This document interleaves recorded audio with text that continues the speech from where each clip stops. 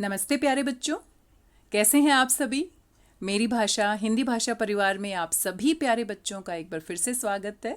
आज हम पढ़ने वाले हैं कक्षा 6 हिंदी की पाठ्य पुस्तक मल्हार से पाठ 4 हार की जीत। प्यारे बच्चों, जब मैंने इस कहानी का नाम पढ़ा तो मुझे अपने बचपन की याद आ गई। और क्यों याद आ गई? क्योंकि हमारे बचपन में जो हमारी हिंदी की पाठ्य पुस्तक थी उसमें भी ये पाठ था। अब बहुत दिन हो गए, बचपन की सारी बातें तो मुझे याद नहीं है, लेकिन ये कहानी बाबा भारती और खड़क सिंह का नाम आते ही मेरे दिमाग में कुछ कुछ यादें आ रही थी। और कौन सी क्लास में ये हमारा पाठ था ये भी मुझे याद नहीं है, लेकिन हाँ, ये पाठ मैंने बचपन में पढ़ा था। और खड़क सिंह के बारे में, खड़क सिंह के खड़कने से खड़कती हैं खिड़कियाँ, खिड़कियों के खड़कने से खड़कता है खड़क सिंह, ऐसा आपने ज़रूर सुना होगा। तो ये पाठ है हार की जीत। ये एक कहानी है और पाठ के नाम से ही आप देखो जरा कि हार कर भी कोई कैसे जीत सकता है, क्योंकि जीत तो जीत होती है और हारने वाला हारता ही है। लेकिन यहाँ पर तो हार होने पर भी हारने वाले की जीत हो जाती है। तो चलिए इस कहानी को पढ़ते हैं। तो कुछ कुछ कहानी मुझे याद है क्योंकि बचपन में मेरे हिंदी के पाठ में मैंने इसे पढ़ा था और आपके बचपन के पाठ में भी ये आ गई है, लेकिन मेरी कौन सी क्लास में मैंने पढ़ा था इतना मुझे याद नहीं है। चलो आपके साथ साथ मैं भी अपने बचपन की यादें ताज़ा कर लेती हूँ और इस कहानी को हम मिलकर पढ़ते हैं और समझते हैं। माँ को अपने बेटे और किसान को अपने लहलहाते खेत देखकर जो आनंद आता है वही आनंद बाबा भारती। तो अभी हम बात कर रहे थे कि इसके जो मुख्य पात्र हैं बाबा भारती हैं और एक डाकू खड़क सिंह भी है और यहाँ पर एक घोड़ा भी होता है। तो चलिए पढ़ते हैं आगे कहानी को।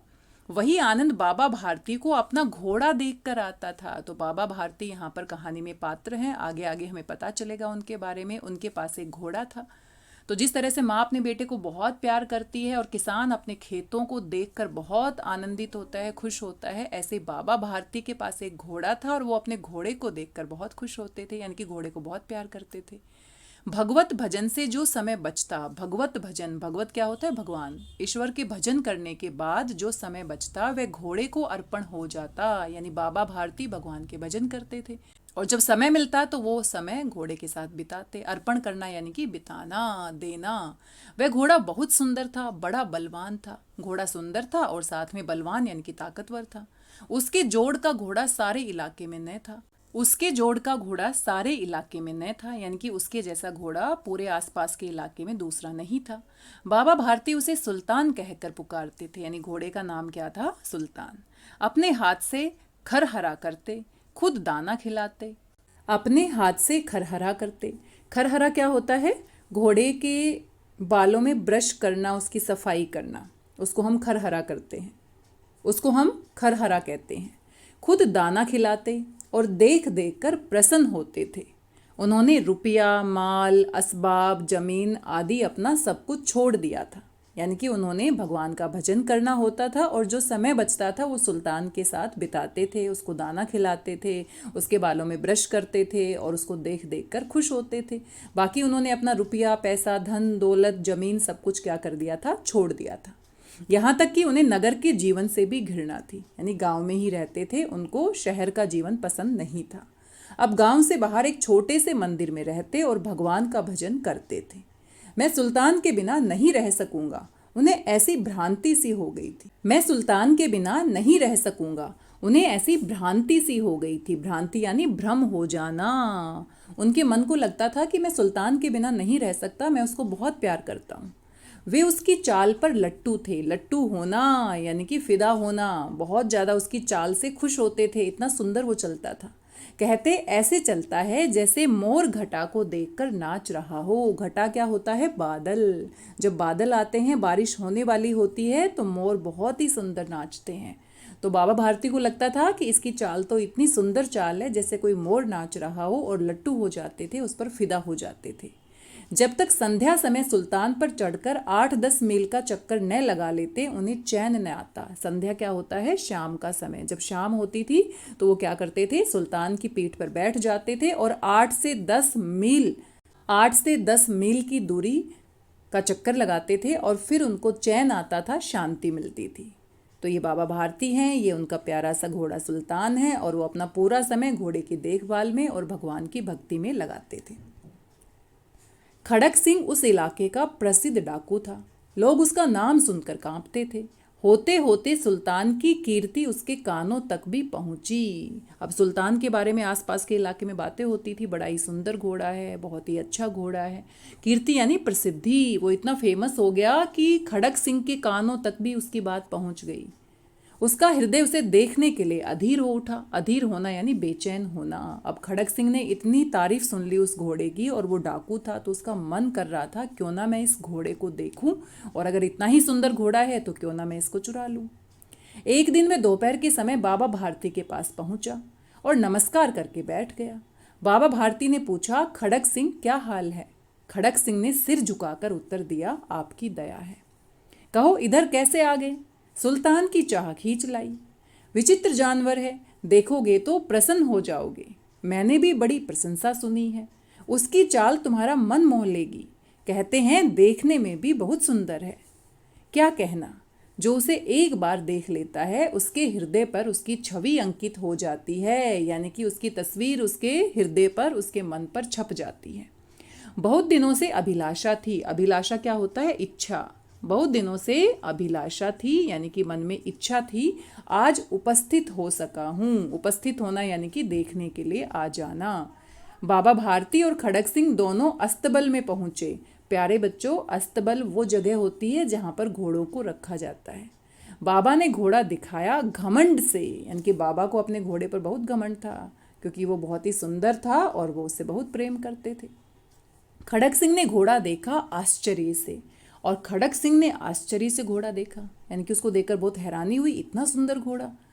उसने सैकड़ों घोड़े देखे थे, सैकड़ों यानी कि लगभग 100, परंतु ऐसा बांका, बांका यानी कि बहुत सुंदर घोड़ा उसकी आंखों से कभी न गुजरा था। सोचने लगा, भाग्य की बात है, ऐसा घोड़ा खड़क सिंह के पास होना चाहिए था। इस साधु को ऐसी चीजों से क्या लाभ? कुछ देर तक आश्चर्य से चुपचाप खड़ा रहा। इसके पश्चात उसके हृदय में हलचल होने लगी। बालकों की सी अधीरता से बोला, परंतु बाबा जी, इसकी चाल ने देखी तो क्या देखा? बाबा भारती भी मनुष्य ही थे, यानी कि वो सांसारिक मोह माया से तो दूर थे, लेकिन फिर भी इंसान ही थे। अपनी चीज की प्रशंसा दूसरे के मुख से सुनने के लिए उनका हृदय भी अधीर हो गया। अब मान लीजिए मेरे पास कोई बहुत सुंदर वस्तु है और कोई दूसरा व्यक्ति उसकी तारीफ करता है तो मन बहुत ही खुश हो जाता है। ऐसा ही बाबा भारती के साथ हुआ। घोड़े को खोलकर बाहर लाए और उसकी पीठ पर हाथ फेरने लगे। एकाएक उचक्कर, एकाएक यानी कि अचानक से, उचक्कर सवार हो गए। घोड़ा हवा से बातें करने लगा। हवा से बातें करना यानी कि बहुत तेज दौड़ना। उसकी चाल को देखकर खड़क सिंह के हृदय पर सांप लौट गया। सांप लौटना मुहावरा है प्यारे बच्चों, हवा से बातें करना मुहावरा है। सांप लौट गया यानी कि ईर्ष्या करना, जलना। उसको ईर्ष्या होने लगी, नफरत होने लगी। ईर्ष्या करना, किससे ईर्ष्या करना? बाबा भारती से। कितना सुंदर घोड़ा इस साधु के पास, इस सन्यासी के पास कहाँ से आ गया? ये तो मेरे जैसे डाकू के पास होना चाहिए। वह डाकू था और जो वस्तु उसे पसंद आ जाए उस पर वह अपना अधिकार समझता था। उसके पास बाहुबल था। बाहुबल यानी कि बहुत ताकतवर था। बाहुबली मूवी आपने देखी होगी। बाहुबल यानी कि भुजाओं की ताकत, यानी कि वो बहुत ही बलवान था। उसके पास बाहुबल था, यानी कि वो भी बाहुबली था, और आदमी भी थे उसके पास, और बेरहमी भी। और वो डाकू था तो किसी के ऊपर दया नहीं करता था। बेरहमी यानी कि दया नहीं करना। जाते जाते उसने कहा, बाबा जी, मैं ये घोड़ा आपके पास न रहने दूंगा। बाबा भारती डर गए। अब उन्हें रात को नींद न आती। सारी रात अस्तबल की रखवाली में कटने लगी। अब बाबा भारती को लगता था सुल्तान के बिना तो मैं रह नहीं पाऊंगा। अब बाबा भारती सुल्तान से बहुत प्यार करते थे। सुल्तान के बिना तो वो सोच भी नहीं सकते थे कि वो रह पाएंगे। जैसे ही खड़क सिंह ने धमकी दी कि ये घोड़ा आपके पास नहीं रहने दूंगा, तो वो डर गए और रात रात भर उनको नींद नहीं आती। अस्तबल यानी जहाँ पर वो घोड़ा बांधते थे उसकी रखवाली करने लगे। प्रति क्षण खड़क सिंह का भय लगा रहता, परंतु कई मास बीत गए। मास यानी कि महीने, और वह न आया। यहाँ तक कि बाबा भारती कुछ असावधान हो गए। अब इतने महीनों तक कोई भी नहीं आया तो उसको लगा शायद वो भूल गया होगा, और इस भय को स्वपन के भय की नाई मिथ्या समझने लगे। और उनको लगा कि शायद ये मेरा डर ही है, ऐसा कुछ नहीं होगा। मिथ्या समझना यानी कि झूठ समझना। संध्या का समय था। बाबा भारती सुल्तान की पीठ पर सवार होकर घूमने जा रहे थे। संध्या यानी कि शाम का समय था, और वो घोड़े की पीठ पर सवार होकर कुछ किलोमीटर दूर तक हमेशा जाते थे, चक्कर लगाते थे। इस समय उनकी आंखों में चमक थी, मुख पर प्रसन्नता। कभी घोड़े के शरीर को देखते, कभी उसके रंग को, और मन में फूले न समाते थे। फूले नहीं समाना, बहुत सारे मुहावरे आप देख सकते हो प्यारे बच्चों। फूले नहीं समाना यानी कि बहुत अधिक खुश होना। सहसा एक ओर से आवाज आई, सहसा यानी अचानक से एक आवाज आई, ओ बाबा इस कंगले की सुनते जाना। कंगला यानी कि गरीब भिखारी जिसके पास कुछ नहीं होता है। आप तस्वीर में देख सकते हैं, ये बाबा भारती हैं, ये उनका घोड़ा सुल्तान है, और ये कंगला है यानी कि भिखारी है, आप देख सकते हैं। आवाज में करुणा थी यानी कि दया का भाव था। बाबा ने घोड़े को रोक लिया। देखा एक अपाहिज वृक्ष की छाया में पड़ा करहा रहा है। अपाहिज यानी कि जिसके शरीर में कोई कमी होती है, तो पेड़ की छाया के नीचे करहा रहा है यानी कि मुंह से अजीब सी आवाजें निकाल रहा है। बोले, क्यों, तुम्हें क्या कष्ट है? अपाहिज ने हाथ जोड़कर कहा, बाबा मैं दुखियारा हूँ, मुझ पर दया करो। रामावाला यहाँ से 3 मील है, मुझे वहाँ जाना है। रामावाला कोई जगह का नाम है और वो 3 मील की दूरी पर है और मुझे वहाँ जाना है। घोड़े पर चढ़ा लो, परमात्मा भला करेगा। वहाँ तुम्हारा कौन है? दुर्गादत्त वैद्य का नाम आपने सुना होगा, मैं उसका सोतेला भाई हूँ। तो इस तरह से जो भिखारी था उसने ये सारी बातें बाबा भारती को बताई। बाबा भारती ने घोड़े से उतरकर अपाहिज को घोड़े पर सवार किया और स्वयं उसकी लगाम पकड़कर धीरे धीरे चलने लगे। सहसा उन्हें एक झटका सा लगा और लगाम हाथ से छूट गई। उनके आश्चर्य का ठिकाना न रहा, यानी कि वो एकदम से हैरान हो गए जब उन्होंने देखा कि अपाहिज घोड़े की पीठ पर तनकर बैठा है और घोड़े को दौड़ाए लिए जा रहा है। उनके मुख से भय, विस्मय और निराशा से मिली हुई चीख निकल गई। भय यानी कि डर, विस्मय यानी कि हैरानी, और निराशा यानी कि दुख। वह अपाहिज डाकू खड़क सिंह था। बाबा भारती कुछ देर तक चुप रहे और कुछ समय पश्चात कुछ निश्चय करके पूरे बल से चिल्लाकर बोले, जरा ठहर जाओ। खड़क सिंह ने यह आवाज सुनकर घोड़ा रोक लिया और उसकी गर्दन पर प्यार से हाथ फेरते हुए कहा, बाबा जी ये घोड़ा अब न दूंगा, परंतु एक बात सुनते जाओ। खड़क सिंह ठहर गया। बाबा भारती ने निकट जाकर, निकट यानी कि पास जाकर, उसकी ओर ऐसी आंखों से देखा जैसे बकरा कसाई की ओर देखता है, और कहा, ये घोड़ा तुम्हारा हो चुका है, मैं तुमसे इसे वापस करने के लिए न कहूँगा, परंतु खड़क सिंह केवल एक प्रार्थना करता हूँ, इसे अस्वीकार न करना, नहीं तो मेरा दिल टूट जाएगा। बाबा जी आज्ञा कीजिए, मैं आपका दास हूँ। दास यानी कि सेवक। केवल ये घोड़ा नहीं दूंगा, यानी कि ये घोड़ा मुझे पसंद आ गया है, बस ये घोड़ा मुझसे वापस मत मांगना, वरना जो भी आज्ञा आप दोगे तो मैं उसको मानूंगा। अब घोड़े का नाम न लो, मैं तुमसे इस विषय में कुछ न कहूँगा। मेरी प्रार्थना केवल यह है कि इस घटना को किसी के सामने प्रकट न करना। प्रकट न करना मतलब इस घटना के बारे में किसी के सामने मत बताना कि ऐसे ऐसे भिखारी का वेश बनाकर मैंने ये घोड़ा ले लिया।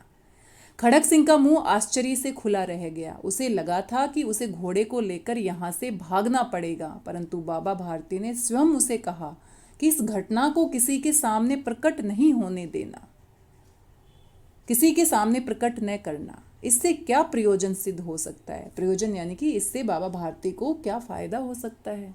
ऐसा उन्होंने क्यों कहा? खड़क सिंह ने बहुत सोचा। खड़क सिंह ने बहुत सोचा, बहुत सिर मारा। सिर मारना यानी कि बहुत परेशान होना, परंतु कुछ समझ नहीं सका। हारकर उसने अपनी आंखें बाबा भारती के मुख पर गड़ा दी और पूछा, बाबा जी इसमें आपको क्या डर है? मैं क्यों ना ये बात किसी को बताऊं? सुनकर बाबा भारती ने उत्तर दिया, लोगों को यदि इस घटना का पता चला तो वे किसी गरीब पर विश्वास न करेंगे, दुनिया से विश्वास उठ जाएगा। ये कहते कहते उन्होंने सुल्तान की ओर से इस तरह मुंह मोड़ लिया जैसे उनका उससे कभी कोई संबंध ही न रहा हो। यानी कि उन्होंने ये कहा कि जैसे तुम एक भिखारी का वेश धारण कर कर और किस तरह से चालाकी से तुमने मुझसे घोड़ा लिया, मैं तुम्हारी मदद करने के लिए तैयार हो गया था। अगर तुम बाकी लोगों को बताओगे कि कैसे मैंने बाबा भारती से घोड़ा लिया तो लोगों को विश्वास नहीं होगा, वो किसी इंसान के ऊपर भरोसा नहीं करेंगे। सच में ही कोई ज़रूरतमंद होगा, कोई अपाहिज होगा तो उसकी सहायता करने के लिए कभी तैयार नहीं होंगे। तो ये बात किसी को मत बताना, ये घोड़ा मैं तुमसे कभी वापस नहीं लूँगा। बाबा भारती चले गए, परंतु उनके शब्द खड़क सिंह के कानों में उसी प्रकार गूंज रहे थे। सोचता था कैसे ऊंचे विचार हैं, कैसा पवित्र भाव है। उन्हें इस घोड़े से प्रेम था, ये बात वो अच्छे से जानते थे। कौन जानते थे? खड़क सिंह। इसे देखकर उनका मुख फूल की नाई खिल जाता था। फूल की नाई खिलना यानी कि बहुत खुश हो जाना। कहते थे इसके बिना मैं रह न सकूंगा। इसकी रखवाली में वे कई रात सोए नहीं, भजन भक्ति न कर रखवाली करते रहे। परंतु आज उनके मुख पर दुख की रेखा तक दिखाई न पड़ती थी। उन्हें केवल एक ख्याल था कि कहीं लोग गरीबों पर विश्वास करना न छोड़ दें। रात के अंधेरे में खड़ग सिंह बाबा भारती के मंदिर में पहुंचा।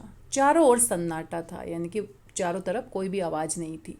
आकाश में तारे टिमटिमा रहे थे। थोड़ी दूर पर गांव के कुत्ते भौंक रहे थे। मंदिर के अंदर कोई शब्द सुनाई न देता था। खड़ग सिंह सुल्तान की बाग पकड़े हुए थे। बाग क्या होता है? घोड़े की लगाम।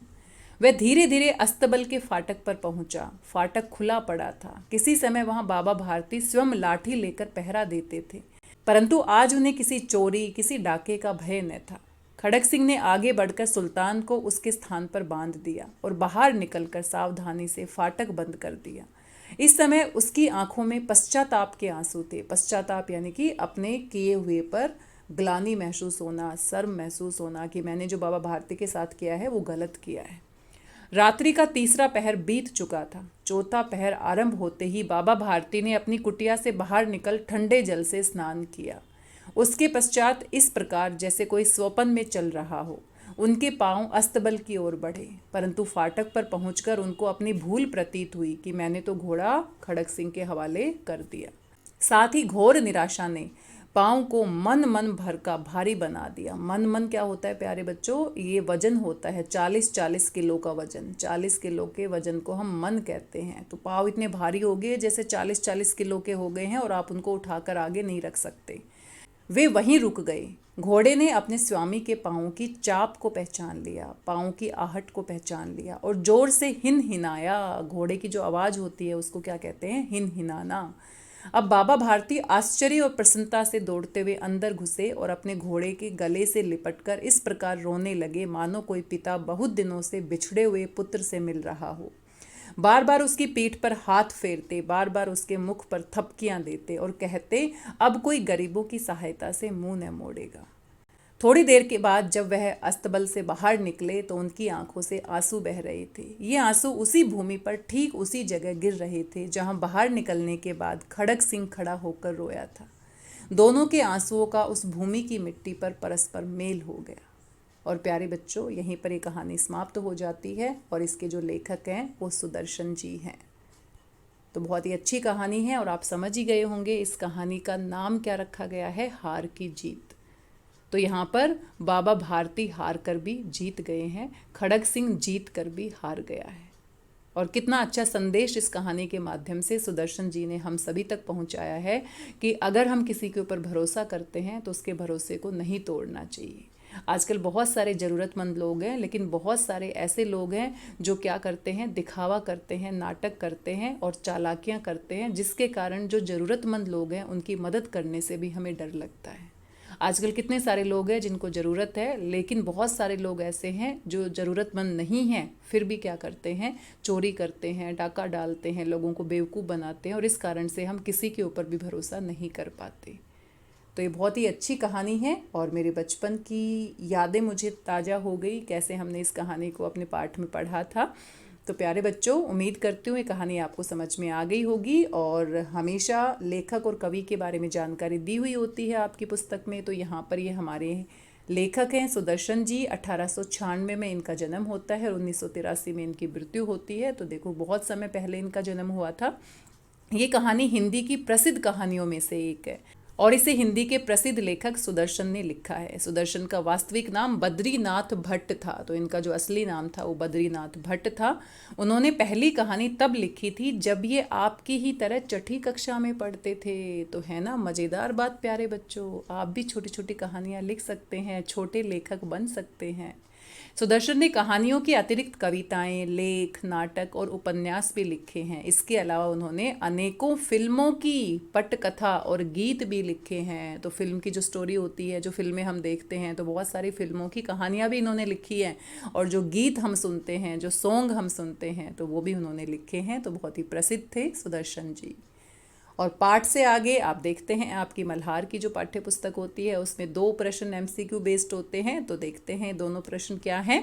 नीचे दिए गए प्रश्नों का सटीक उत्तर कौन सा है, उसके सामने आपने तारा बनाना है, यानी कि स्टार बनाना है।